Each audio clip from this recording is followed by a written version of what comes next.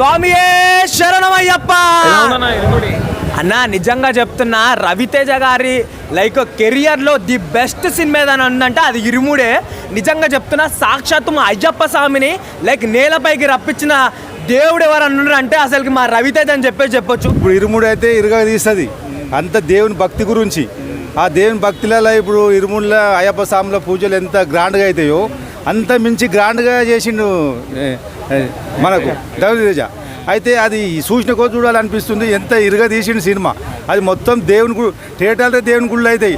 ఇలా మంచి మూవీ చూడలేదనిపించింది, అంటే ఇంగ్లీష్ అవన్నీ కాకుండా. సో చాలా మంచిగా అనిపించింది నాకైతే. అంటే చాలా బాగుందండి మూవీ, నాకైతే పర్సనల్గా చాలా నచ్చింది. కొంతమంది ఎందుకు యావరేజ్ అంటున్నారు కానీ లేదు, బాగుంది, చాలా బాగుంది మూవీ.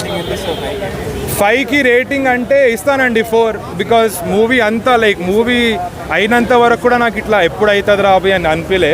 మంచిగా అయినంత వరకు కూడా లైక్ ఇట్ వాజ్ నైస్, మంచి ఎక్స్పీరియన్స్. లైక్ మనకి సినిమా స్టార్టింగ్ అయినప్పటి నుంచి ఒక తాగుబోతు క్యారెక్టర్ నుంచి స్టార్ట్ అవుతుంది, కానీ నిజంగా అసలుకి ఎండింగ్ వచ్చే వరకు నిజంగా చెప్తున్నా అసలుకి ఇలాంటి రోల్ కూడా లైక్ రవితేజ బాడీలో ఉందని చెప్పేసి అనిపిస్తుంది. నిజంగా అసలుకి రవితేజ అయితే ఒక వర్సటైల్ యాక్టర్ అని చెప్పేసి మళ్ళీ ప్రూవ్ చేసిండన్న. ఆ చిన్న పాప క్యారెక్టర్ అయితే ఇంకా వేరే లెవెల్లో ఉంది.